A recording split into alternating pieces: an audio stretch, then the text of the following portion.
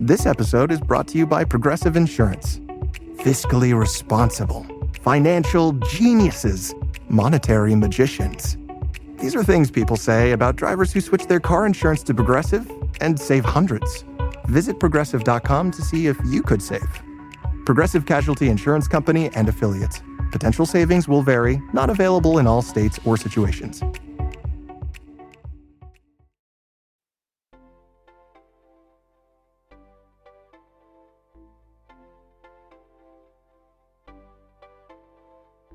Hello, everyone, and welcome to Nerding Out on Neurodiversity, the podcast for all things neurodivergence. I'm Dr. Matt Zakreski, clinical psychologist and professional speaker, and I'm happy to be your host through the wild trails of the neurodivergent world. And I'm Jake Noonan, educational coach and humanities teacher, your co-host and producer, and I'm thrilled to help share the stories and the experiences of wonderful people in the world of neurodiversity.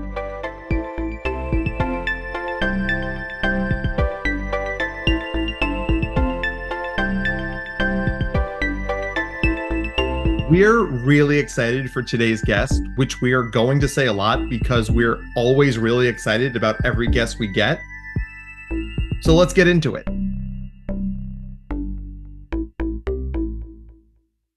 Hello, everyone, and welcome to another episode of Nerding Out on Neurodiversity. I'm your host, Dr. Matt Zakreski, clinical psychologist, published author, professional speaker, wearer of many hats. With me, as always, is the Turk to my JD, Mr. Jake Noonan. Say hi, Jake. Hi, everybody. Dr. Matt, I love that you made that reference right away because that is one of my favorite shows, and I love Turk. I just finished listening to their entire podcast, actually, not too long ago. I love their podcast. I mean, like, that's vibes. It's absolutely the vibe I think we're looking for. Absolutely. But, Dr. Matt, do you want to introduce our guest today? Oh my gosh, can I? Absolutely. Yay! So we don't get to have a lot of other psychologists on the podcast, which makes me feel sad and alone. But if we're going to have another psychologist in the podcast, we might as well go to like the tippy top of awesomeness. So we have Dr. Megan with us today. Dr. Megan, would you like to say hi to everyone? Hello, everyone. Thank you for having me. So do you remember how we met? I think I reached out to you and I reached out to someone who connected me to you when I was trying to learn about how to get into the speaking realm. And you generously gave me your time on a trip from the airport to home. Yes, the mobile office. Well, it was very kind of you to give that precious time and share some insights. And then I think we work in the same world and now have just crossed paths a few times. Is that your recollection?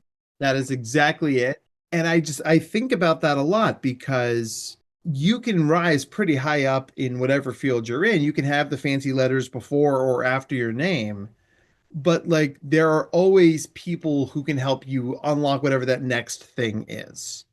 So you having the humility to reach out to somebody like me, whom you didn't really know, and say like, hey, this is a thing I need some help with. Do you think we could connect on this? I mean, the worst thing I say is no, right? The worst thing is like, email goes to spam and I never get back to you. True. But instead of that, we have been in person at least once since then, North Carolina, and then Seattle at NAGC. Yeah. Obviously, sorry. And we've been together twice. Now you're on the podcast. I mean, I expect to see your name headlining more things in the coming years. So like our brains are so convinced on like the worst percentile outcomes, like the doom and gloom, the catastrophe. Sometimes our brains don't let us think about like, well, what if this person became my friend? Ta-da! That's kind of awesome. So like, isn't this a good example of what could happen if you send a damn email? Like you could end up being on somebody's podcast in a very positive way. Yeah, it's a fun full circle moment and also reminds me of how wonderful it is to find your people and find the world, that your niche of people that likes the same things as you, and you don't have to explain much, you just connect. And that's what I'm always hoping for the kids I meet in my work, to find their people. So I'm glad that it all worked out. Well, and finding your people is foundational to everything we do, right? And I'm a big believer in doing things that are therapeutic, even if they're not necessarily therapy. Like if I can find a kid like an esports club or musical theater or an online Dungeons and Dragons group, then yes, that's not CBT. It's not taking meds, but you cannot tell me that doesn't help that kid do better. Right. Giving them an educational coach like Jake. I mean, Jake doesn't do capital T therapy like you and I do, but every time I talk to a family of a kid that Jake works with, they're like, Jake helps my kid in getting through all the mental health words we associate with homework, like perfectionism, task initiation, task completion, right? So I think we've created spaces that really serve like the whole self. And I think that's not only best practice, but I think that's where more and more of the field is headed. That the work doesn't end in the therapy space. Like the work ideally transfers us to a place that continues that growth. Right. I think what you're touching on is a shift from the medical model to a more holistic and neurodiversity affirming model. Because I think back to when I was trained, and I should clarify too, I don't provide traditional therapy. I'm doing only evaluations right now and aim for them to be therapeutic, but I don't want to take credit for the work that a therapist does. But in my training, it was all about identifying the diagnosis and then figuring out what are the best practice treatments to fix those things. And a lot of my work and evolution in my work has kind of centered around this shift of recognizing that we're not really helping anyone. In fact, we may be harming them if we start from a place of this is what's wrong with you. And so here's how we need to fix it versus here's what we understand about who you are and how you're wired, and let's figure out how to set up life in a way that works best for you. Then that opens up these options like, well, this is what you're into, and this is how you like to socialize, and let's find other people who are similar to you in that way versus let's get them in social skills therapy and teach them how to have a conversation like a non-autistic person might or something. Because I did that therapy. I can look back and just cringe at some of the things, some of the goals I worked on with kids and the ways that we did those things. But if given the option of try to teach them to act like someone else versus help them find their people, let's help them find their people. That makes a lot more sense. Easier said than done sometimes, but unfortunately, more therapeutic. Yeah. So to that end, tell us about the work you do, because I was just on a podcast myself called The Assessment Psychologist, and we were sort of getting into the nitty gritty on like what assessment is, because I think a lot of people aren't really familiar with it. So can you tell our listeners, like, what is it you do? What does that look like? Because I think that would help a lot of people understand more, sort of peek behind the curtain. Sure. So I think most families give our office a call and want their child to have an evaluation when they feel like they are spinning their wheels. They've tried a few different things that make sense to try. They've maybe talked with a teacher, talked with a pediatrician, read a book, tried to do things differently, and they're just feeling confused, tired, frustrated. There's something that someone hasn't quite put their finger on here yet that's preventing some of these things that they're trying out from being successful. So, they come in and people are drawn to our clinic, my clinic Developmental Discoveries, because we specialize in autism, including what I call subtle but significant presentations of autism, ones that other people might miss, maybe aren't as like classic in their presentation, and also a variety of other developmental disabilities and differences, including giftedness and 2E, which, as you may know, there's very little training for out there. And so to find someone who really understands that niche area, that person has kind of sought that out on their own or has to kind of pursue some training and experience in that area. And so a lot of families with kids in that camp will call us. They'll say, we can't figure out why they're having these meltdowns, or they're so good at this, but they're struggling in school, or, is this a behavior problem or is this a developmental disability? We need to help sorting this out. And so I think of it as a process of collecting data and information and then sorting it out and identifying what are the strengths, what are the areas that are maybe relatively weaker or lower for a child, and if there's areas that are well below the typical range. And then of course we see a lot of kids with really zigzaggy profiles where they might have some exceptional strengths and significant areas of need for support. And then saying, well, we see this pattern. We know what to call this, and that's great because now we know what will help. And one piece of the process I'm really proud of at Developmental Discoveries is our kid feedback. So every kid age 6 and up is offered their own feedback session, and we kind of explain to them what we learned about their amazing brains and kind of the names that we use for their type of brain and what the plan is for moving forward. I love that. And what sort of tools do you use? Which kind of tools? Neuropsychologists love talking about their tests and their tools. Me too. I'm like, oh my gosh, let's totally talk about all the things. I think the best tool is a really good clinical interview. I schedule 90 minutes and often will go over or could easily go over. Rarely do I use much less time than that. That tool is so important because you're listening to stories. A family doesn't come in and say, here's the symptom checklist I'm observing in my home. They tell you a story. Like, I try to bring them to church, but they end up running out or they're overwhelmed, or the teacher called and they said they got into this interaction with this other child and here's what happened and why it's a problem. So you're just listening to stories, but the tool or the skill of listening to a story and kind of pulling the threads from that story of like, what skill am I hearing? What family dynamics am I hearing? What context am I hearing? And then knowing what to follow up on and where to dig deeper. You can get a lot of rich information in that 90 minutes. And for me personally, I feel like that gets me 60 to 70% of the way there with my conceptualization. And then using testing to gather some objective data to provide some structure to how much of this is kind of within age expectations and what's maybe above or below. Also, just having that time in the room with a child. So altogether, it's about 5 hours, and you learn so much just from observing and interacting with them. And then, of course, you're getting information from teachers and therapists and sometimes pediatricians and other care providers. And you're putting all of that together and really getting a lay of the land for this child and figuring out what's going on for them, what diagnosis is appropriate, if any, and what does that mean for what will be most helpful.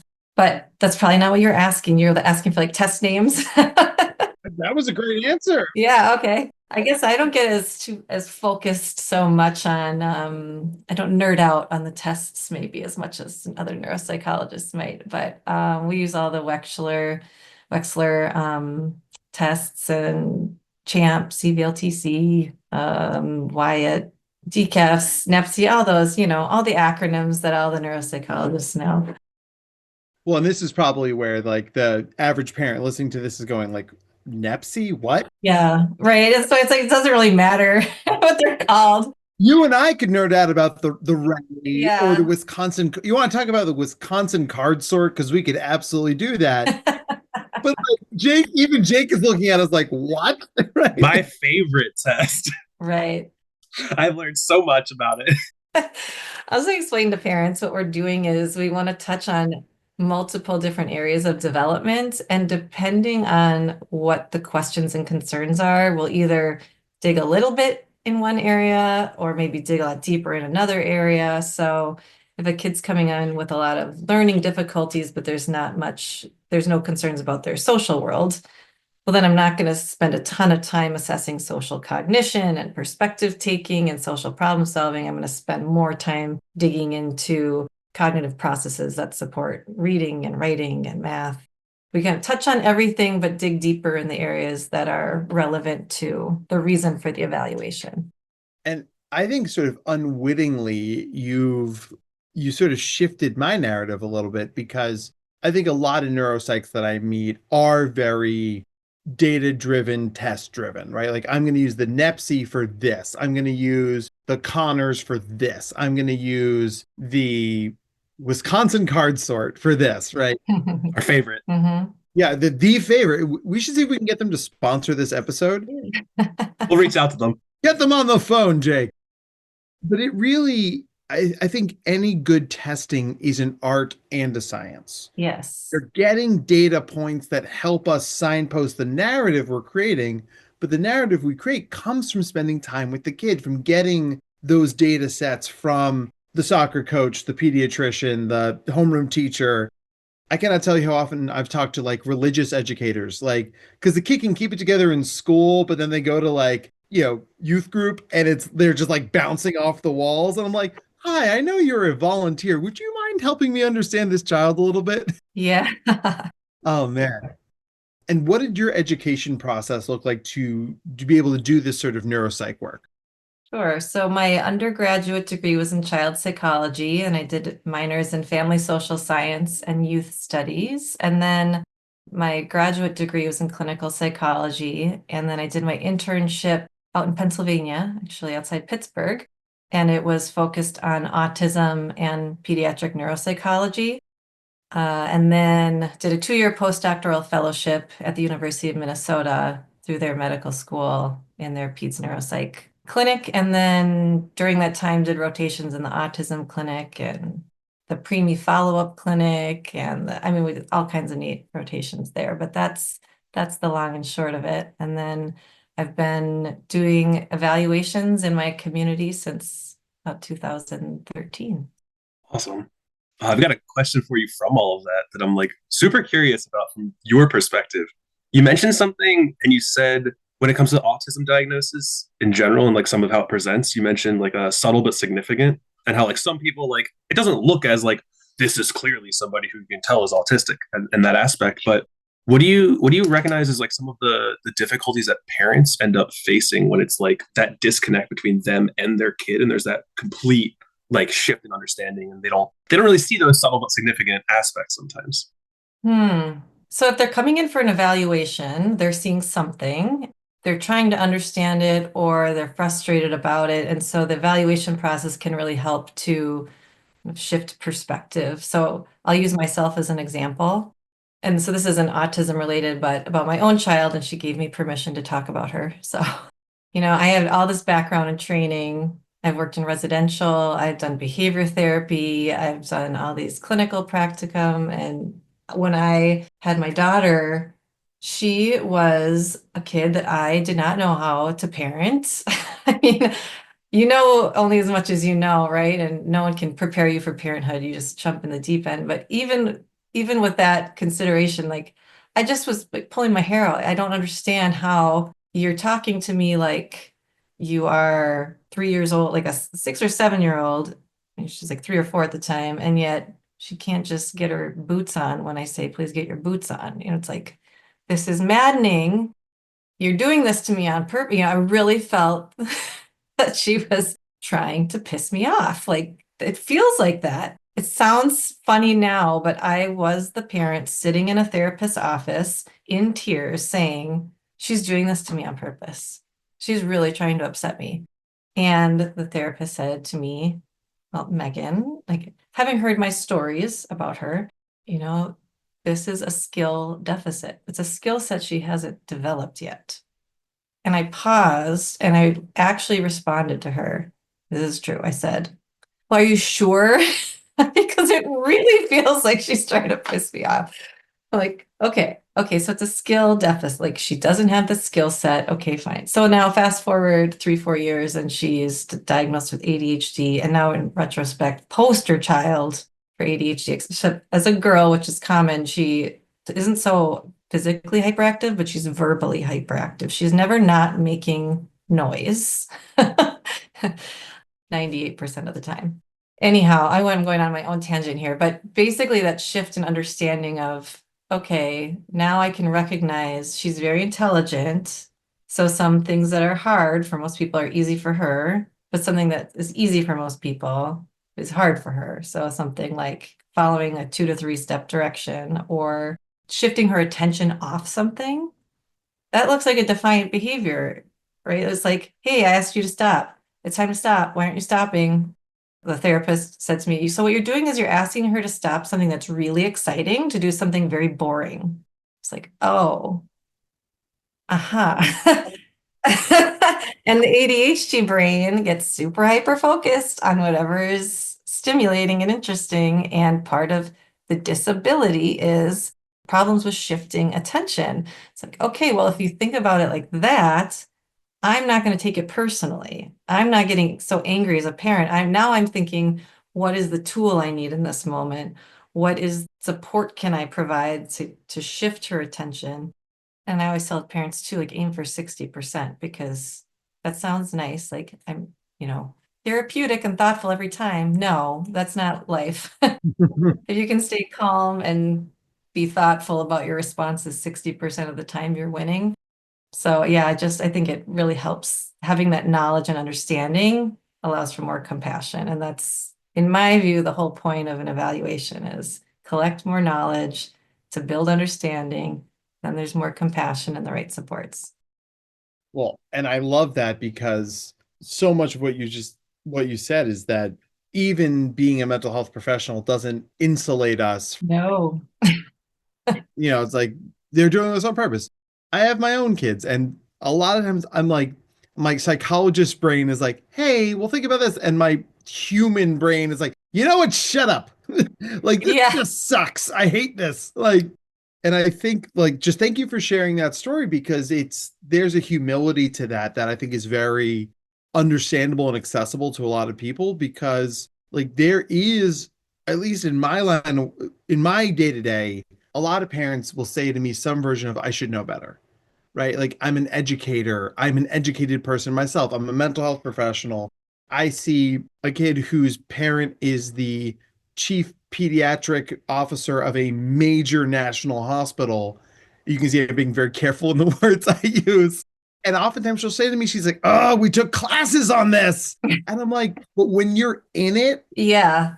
a lot of that stuff goes out the window, right? Oh, yeah. Yep. Yeah. And I'll make the joke. I just did this yesterday, hollered from one room to the other, like, hey, knock it off. They're like my kids are pestering each other. And then I pause and go, oh, follow me for more parenting tips. I have a hard time posting parenting advice because it just feels disingenuous. I just think it's helpful to remember we're all messy humans doing our best. Like you said, Matt, I have parents who come in for evaluation. I have seen so many children of pediatricians, of fellow neuropsychologists, of therapists, of speech language therapists, of educators. It's like, and every one of them, and I'm saying that because I'm including myself in that, thinks like, well, why can't I figure it out? Like I should know, right?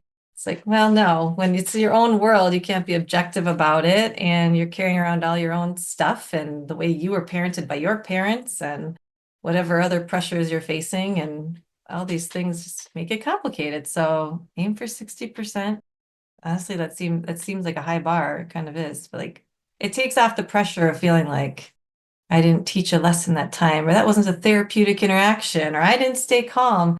And then that other 40% of the time, then that gives an opportunity to demonstrate to your child that it's okay to be imperfect, that you can own your mistakes, that you can repair when you need to. And that's all really important modeling and part of life too. So, Absolutely. Oh my gosh.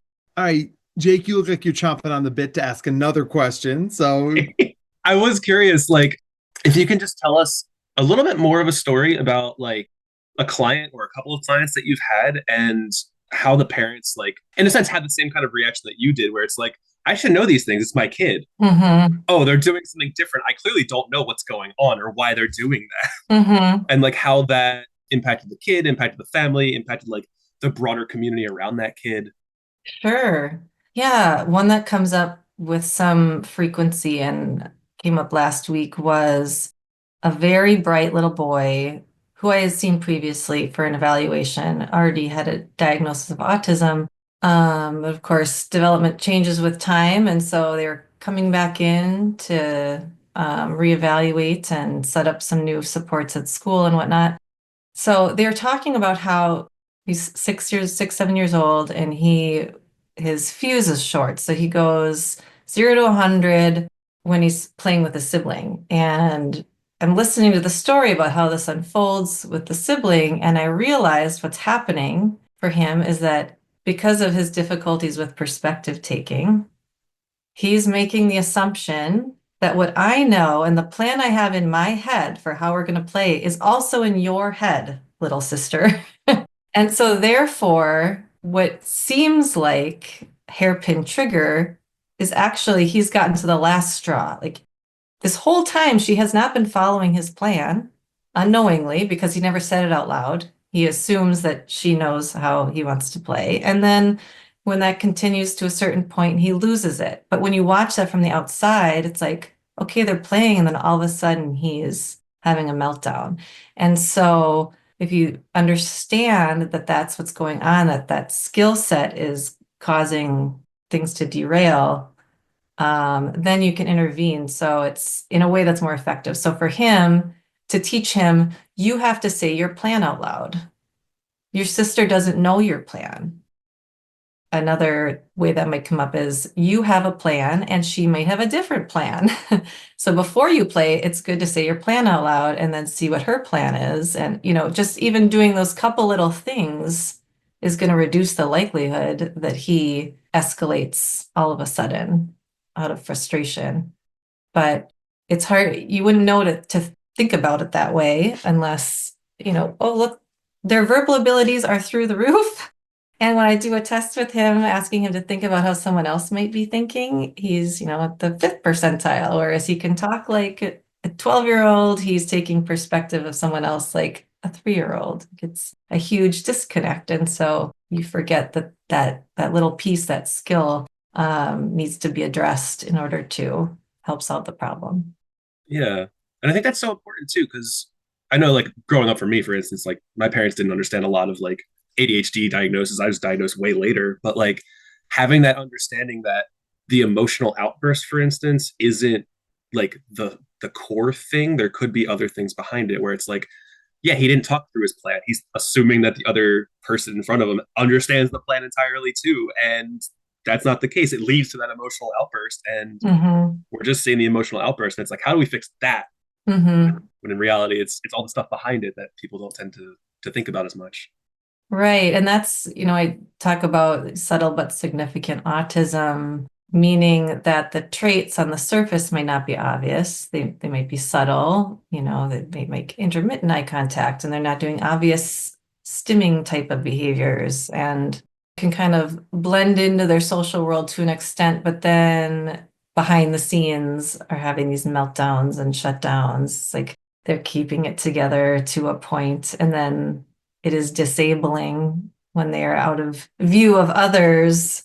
And so sometimes families will come in and they're sort of a mix of relieved and deeply frustrated that teacher gets one version of the child and they get a totally different version. Like in some ways, you're glad that they're keeping it together at school, but at the same time, come home, they melt down, everyone's heads are spinning, and then they're ready to move on and everyone else is still reeling and they don't, it's like trying to understand what just happened. And so, yeah, understanding that they're going through all this extra mental effort to navigate their social world in a way that most others do intuitively, also dealing with sensory input all day, also dealing with the emotions of others all day in a way that is very taxing. And they get home and parents go, time to sit down and do your homework. And then it's a meltdown. It's like I've been covering this up all day. Yeah. Yeah. And now you're asking me to keep covering it up in my place where I'm supposed to be safe. Yeah, I a lot of kids I recommend cocoon time when they get home, whatever their version of a cocoon is. Go up in that corner in their bedroom and do their favorite thing and just diffuse for a while. After school restraint collapse is such a thing. And I think that it shows you the power of naming something, because it's like, why is my kid doing this to me? Versus now I understand the context around this behavior. Now I understand that there's a word for it, which allows me to decentralize it for my own kid. It's not my kid is choosing this. It's my kid's sensory needs. My kid's been holding it together all day. My kid's off their routine. Throw all those variables into the pot. And now we're deflecting that initial knee-jerk response out and hopefully deadening some of that emotional reactivity that comes with it. I love that. So let me ask this is actually more of a technical question than we usually go to. I do a fair amount of testing, certainly not as much as you do, but a lot of times the testing reports we create become incredibly valuable documents, right? I mean, you are displaying a kid's neurotype. You're giving them meaningful suggestions for how to make their school work for them. How often do you find yourself having conversations with parents about using that same report to advocate for a kid changing schools Hmm. and moving, say, public school A to private school B, knowing that the things that you've put in your report are going to drive that narrative? How often do I do that? Yeah. I say it happens with some regularity. I'm typically don't say make a very specific recommendation like should go to this specific school, but approach it more as based on what I've learned about this child, these are the aspects of a school setting that are likely to serve them best. Flexibility, opportunities to maybe engage in special interest projects, having a lot of movement, or maybe it's time in nature, or whatever the case may be. And then say, knowing this, here's some options, because ultimately it's going to come down to what is manageable for the family, which is another thing. I was like, think back to the feedback sessions I gave before I had children of my own. And I'm sure the parents were like, who is this woman and why does she think we can do all these things? Because I always come back to like, my job is to give you the full menu of options based on what I think will work best. And then you look at the menu and figure out what's manageable for you as a family. So that's kind of always come back to. But yeah, I think I approach it more as these are the aspects of a school environment that are likely to work best. And also might point out that there's risk factors in remaining in a setting that has A, B, C, or D, which might point to in their current school setting, the setup is this and this. Maybe it's a very long school day, or it's very little opportunity for movement, or it's that they don't provide accommodations. And the risk of staying in a setting with those pieces is that they could lose academic motivation or become avoidant, or so trying to point things in the right direction without actually saying like this kid needs to be in this school.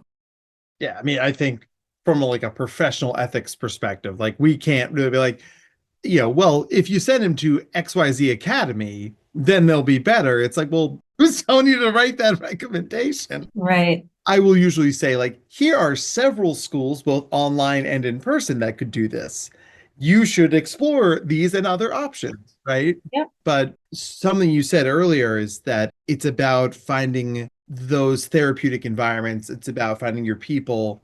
And, kids spend more time at school at this age than they do at home. So I think one of the biggest levers we can pull for a kid is getting a school that is more aligned with the things this kid needs to access their education successfully. And Jake and I met when we worked at a school for gifted kids in Pennsylvania. And I can't tell you how many kids just did better walking into that environment because it was all gifted all day. You Mhm. don't have to hold it together till fourth period where you get to do your projects class. And then, by the way, you've got the rest of the day, you've got basic Spanish, basic gym, recess stuff you don't want to do. Like we made everything we did from the mental health stuff I did to recess and everything in between through that neurodivergent lens. And the school itself became the intervention. Being a part of those conversations of reading and interpreting those reports was like, yeah, this is a kid that really needs an environment that gets them.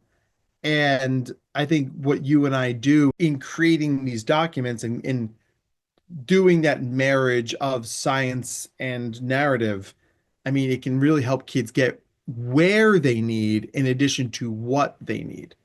Yeah. Yeah, that's a good way to put it. It's tough though too because I see so many 2E kids, extraordinarily bright and yet really struggling socially or academically, have a disability in another area. And the parents will ask me, what's the best kind of school for them? What's the best school? It's like, there's no good answer. There really isn't because a school system, like any system, is set up to serve the biggest number of people possible as adequately as possible. And 2E kids are not most people. They just don't fit in that system. So it's, okay, well, we could try to get an IEP to individualize it a bit more, or add some things that will support them. But then a lot of times they don't qualify because they're doing well enough So that's out. And then, okay, well, we'll put them in a gifted program, but then a lot of them, because of their disability, might need more support, or the support they need isn't offered. And so it's really, really hard for those families. And in Minnesota, there's really wonderful resources, and the Minnesota Council for Gifted and Talented, and there's a pretty solid homeschooling network and ways to piecemeal things together, but not every family can manage that either. So it's hard. I was holding my breath as my 2E ADHD kid entered middle school this year, and in a way still am. And we looked at a couple alternative options and ultimately let her make the decision, and she wanted to go to the standard middle school with her friends. And yeah, it's tough. It's like it's good until a point too. Like a lot of kids, they will sail through to a certain point and then kind of fall off the ledge. For me, it was ninth grade. Like I barely had to try, and then when I had to try, I didn't have the skills to study and stay organized and plan ahead, and didn't want to read that novel, so I just didn't, and then still did okay-ish. Like I'm sure there would have been a better setup for me at some point, but I made it through. Well, and I've done a lot of research on the performance cliff, which is the name for what you're describing there. Yeah. And I often say, like, that's the best argument for gifted education is we know that thing is coming. For most people, it's between sixth and ninth grade, right? So you're at the tail end of it. For me, it was eighth grade, but the more we push appropriate gifted education, the more we're diluting that experience or maybe even making it disappear. And I say to other mental health professionals, I'm like, listen, our job is inherently reactive. I can't treat you for depression until you're depressed. I can't write you a prescription for Xanax until you have panic attacks. Like we're always sort of playing defense, Mhm. but the performance cliff is one of the few things we can be proactive about. We can say, listen, the research shows that somewhere around 80% of gifted kids hit the performance cliff. So if we could limit that pain for 4 out of 5 gifted kids or twice exceptional kids, why wouldn't we do that? Why wouldn't we put that intervention in place? And even if it's not picking this kid up from public school A and putting them in private school B, still pushing acceleration and enrichment so they're building those skills that 9-year-old Megan, and there's a ninth grade Megan would be like, I don't want to read Wuthering Heights, but I understand why I need to do or how to make it an accommodation for myself. Uh-huh. Was 1984. Uh, I was like, nope. They're like, this is really interesting book. I was like, yeah. nope, because I'm 14 and I'm very sweaty and I think I know everything about everything. Okay, that wasn't my response in that moment. Unfortunately, very sweaty, but I was more like, this is boring. I'm not interested. If I had had audiobooks at the time, I could have listened to it while doing something else. I probably could have gotten through it. But yeah, it's fascinating because I remember sitting in my Psych 1001 class, freshman year of college, and the professor saying, most people go into psychology because they're just trying to figure themselves out. And I remember thinking to myself, well, like, that's really nice for everybody else because I'm not me, nothing to figure out here. And then I find myself years later in this niche area of psychology and this love for 2E kids and realizing, oh, that was me. I guess I just did come all this way just to figure myself out. My professor was right. Yeah. Oh, no.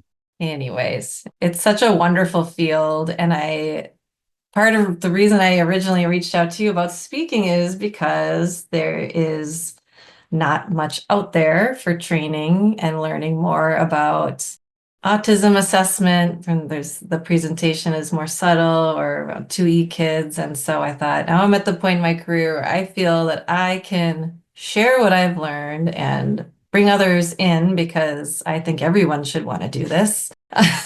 You meet the best kids and families. And so this is a really neat full circle moment that I've started speaking and doing trainings the last couple of years, and now here we are talking about it. So thank you for giving me your time on the way home from the airport a couple of years ago.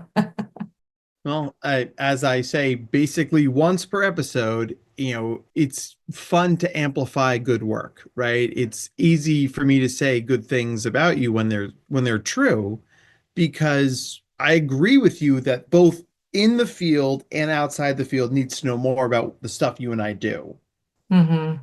But not everybody can or should do that.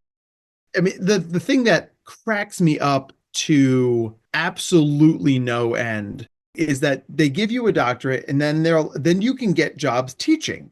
You can teach at a college or university. And no one ever asks you, hey, by the way, can you actually teach this? Like, I had 5 years of grad school. They didn't give us a class on how to teach. Uh-huh.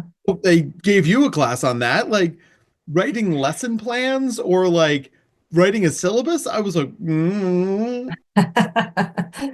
Yeah. So like leaning on colleagues, leaning on mentors became a big part of why I was able to do what I could do. And so if I can be that person for other people, well then gosh, why wouldn't I? Well, I look forward to paying it forward. I know you will. So now we are coming, unfortunately, towards the end of our time together. So, what I'm going to do now is I'm going to shift us into our wrap up final questions. So, I have one and Jake has one, and then we'll give you a moment to say something to our audience, say, some words of wisdom. So, I'll start us off. If you could have one superhero on speed dial, who would it be and why? On speed dial. Hmm. I'm just going to point out kind of a dated reference, which tracks with all the wonderful like 90s references in your book. Yes.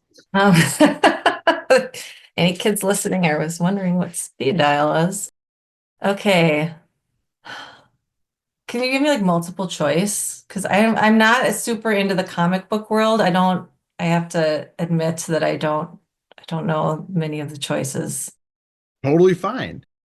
So I think that the best way to answer it that way is like, what makes a hero to you? Like what are the characteristics of somebody you would look up to? Hmm. I really value authenticity. I'm not trying to think how that would translate to a superhero, but I really admire, I've always really admired people who are so comfortable as being themselves and that takes out all the guesswork. They're just kind of presenting who they are to the world. So who would be a comic book character that would match with that? Well, I mean, it's funny. My head went immediately to when I think about authenticity, I think about Rogue from the X-Men. Ooh. Okay. Rogue's power is that she can, but if she touches somebody, she absorbs their abilities and their memories. So like because of Rogue's power, she is also hyper aware of who she is. Mm-hmm. She is so often challenged by her using her mutant power. Love that. So my head immediately went Rogue. Jake, I don't know. Did you have a similar idea or did you go a different direction? I wasn't thinking of Rogue initially. I was kind of thinking like Captain America because he's like in the face of everybody in a sense. He's just like that is Captain America. That's like his whole identity. Like Steve Rogers is there, but it's like he's more Captain America in the end. And also like Rogue has the greatest partner in the entire comic series. I'm just saying. Yes. I love Gambit. I love this conversation so much. I don't really know what you're talking about, but I love the nuance and all the nichiness of it. Oh my gosh. Yes. So we'll stop. Otherwise, Jake and I will just spin off on this whole like, yeah, because Gambit is great. So, all right, Jake, ask your question. My question for you is what's your favorite word and why? Ooh, I love words. I'm really been obsessed with crossword puzzles for the last couple of years. Hmm, favorite word. Or phrase or couple of words. What about like cacophony? That's a great word. Loud, crazy set of sounds all happening together. So cacophony. It's a great word. Mm-hmm. Yeah, and I love magenta is my favorite color, but I also just like it as a word too. Something about that. When you said magenta, my mind instantly went to like Blue's Clues and the magenta dog. Oh, So I'm here for that. I love that. I could like guess what age range your kids are in right now based on that alone. I don't have kids, but I was like, Hers says that you really like Blue's Clues. Yeah. I did. yeah. Whereas I'm still thinking about X-Men, so I heard Magenta with Magneto. Well, cacophony is a great word. It's cacophony always sounds to me like a rock falling downstairs, like cacophony. Like there's like Oh, I like there's that. a Yeah. rhythm to it, which I've noticed. And also given the kinds of kids the three of us work with, cacophony is just sort of our lives. Yeah. So there is that. Well then, Dr. Megan, if you'd be so kind, please tell our listeners, what do you want them to take away from listening to you? Like what's the information, knowledge that they should carry forward into their lives? And where can they find you? Oh, okay. Sure. I'll start with that part because that's easier. Developmental-discoveries.com is my clinic website. On Instagram and Facebook, some similar version of just developmental discoveries. You can find me there. And I'm presenting in the Gifted and Thriving Summit that's coming up in February along with you. It's a fun one. It's a fun one. And I'll be at AAGT in Arizona in Mesa in early February. Yay! Yay!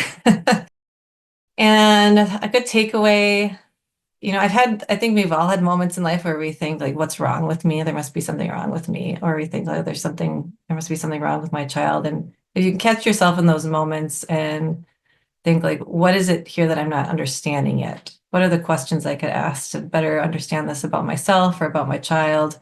That will be a healthier and more effective path to follow, because knowing and understanding more will provide answers in a way that is like lends support to your life and compassion to your life versus there's something wrong here, like there's something wrong with me that needs to be fixed. It's really, I think, more knowledge, more understanding, more compassion.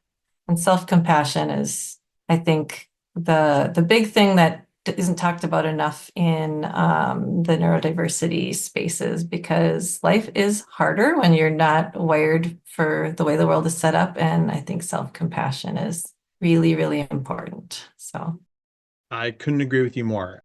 Yes, be nice to yourselves, everybody. be nice to yourself. We're all a bunch of messy humans doing our best. Cacophony of compassion, if you will. A cacophony of compassion. We've got the title. We've got the title for the episode, A Cacophony of Compassion. Jake, you did it. You did it again, buddy. You snipped the wire right before the bomb exploded and the building went up in flames. Good job. Thanks. Oh my gosh, we would give you all of our time, but unfortunately, we don't get to do this full time. We have to go do our real jobs. Yeah. But for all of us here at Nerding Out on Neurodiversity, Dr. Megan, it was a treat to have you. I learned a lot from you, and I know our listeners will as well. Thank you for your time and your talent and your wisdom. And for all of you listening, thank you for continuing with us on this journey. It's great sharing these episodes with you. I hope you learned and had as much fun as we did. That's it from me. Jake, anything you want to say is a goodbye? Just thank you, everybody, for listening. And especially thank you, Dr. Megan, for being here. I definitely appreciate it. Yeah, thanks for having me. This was really fun. I'd love to chat next time we're in the same place at the same time. Thankfully, well, it's only about a month away. All right, guys, y'all take care, and we'll see you on the bend. Bye. Take care. Bye. Nerding Out on Neurodiversity is brought to you by Dr. Matt Zakreski and the team at the Neurodiversity Collective. To learn more about the Neurodiversity Collective or to be a guest on the podcast, please visit our website at www.theneurodiversitycollective.com/podcast. Audio and production by Jake Noonan. Show your support by subscribing, leaving a 5-star review, and telling your friends about us. Our Instagram and social media handles are at #NoonPodcast, NOON podcast. Your support is appreciated and keeps us going. All discussions presented on this podcast are strictly for informational purposes, awareness, and understanding. The advice presented is not and should not be considered to be therapeutic in nature. If you have any mental health questions, please contact your provider. All rights reserved.